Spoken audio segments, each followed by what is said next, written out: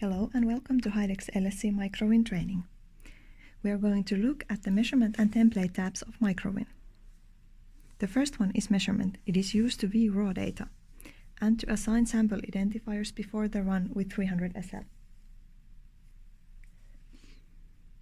Note that you can only assign sample IDs when a default data is open. From measurement values view, you can see the raw data. You can change the view with the zoom button. All results are from the ROIs selected in the settings. If more ROIs are selected, results are shown as CPM, CPM2, CPM3, CPM4, TDCR, TDCR2, and so on. Next view is the template.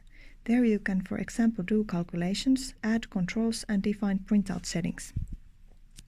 In the calculations view, you can see the calculation matrices. The matrices defined here will be shown in your results. As basic example, we can add and rename a calculation matrix.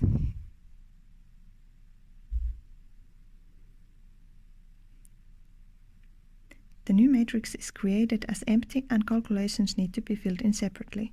Formula is added by typing to the field and pressing enter, or to whole tray by clicking on the hash image. There are two ways to type in calculations.